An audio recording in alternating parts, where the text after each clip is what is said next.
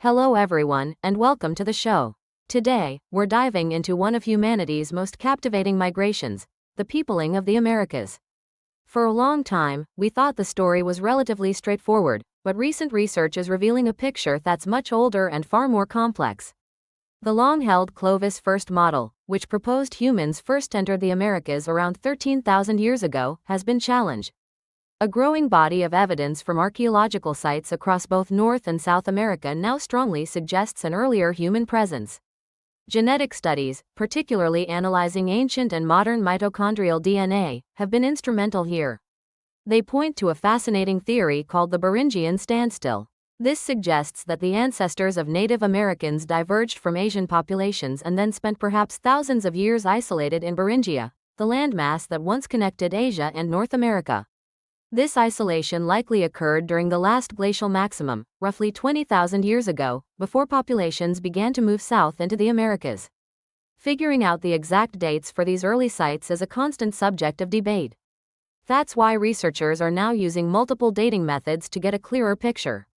For instance, at the White Sands National Park site in New Mexico, where human footprints were discovered, initial radiocarbon dating of embedded plant seeds suggested an age of 21,000 to 23,000 years.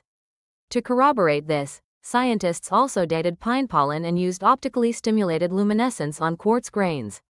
These newer methods also pointed to a similar age range, strengthening the case for this early human presence. Then there's the question of how they traveled.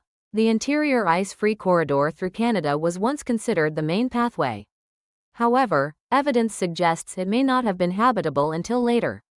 The Pacific coastal route is now gaining more support as a viable, and possibly earlier, migration path.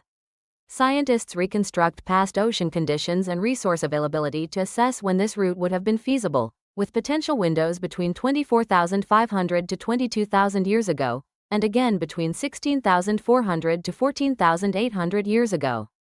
Some even propose that early peoples might have used winter sea ice to navigate. Understanding the environments these early humans encountered is also critical. This involves analyzing climate and vegetation changes. For example, research on shellfish beds indicates that coastal ecosystems like oyster reefs could form relatively quickly, potentially providing a reliable food source for pre-Clovis populations even during periods of sea level rise. Down in South America, sites like Monte Verde in Chile provide some of the most compelling evidence for an early human presence, with dates suggesting activity between approximately 18,500 and 14,500 years ago. This indicates that humans were adaptable and present in diverse environments far earlier than previously thought. Paleogenomics, the study of ancient DNA, has also revolutionized the field. It shows that Native American ancestors formed in Siberia or nearby regions through admixture with ancient North Eurasian and East Asian populations. Genetic data reveals complex migration patterns too, with multiple dispersals and population admixtures within the Americas. This entire field is incredibly dynamic. New sites and data are continually emerging. While an uncontroversial human presence is widely accepted by at least 15,000 to 16,000 years ago, claims for much earlier occupations, say, 30,000 years ago or more at sites in Mexico or Brazil, remain highly debated and require further rigorous investigation. So, to sum up, the combination of advanced dating techniques, detailed paleoenvironmental reconstructions, and sophisticated genetic analyses is painting an increasingly complex and ancient picture of how humans first dispersed into the Americas. A pre-Clovis peopling is gaining consensus, but the precise timing, routes, and adaptive strategies of these earliest Americans are still hot topics of research and discussion.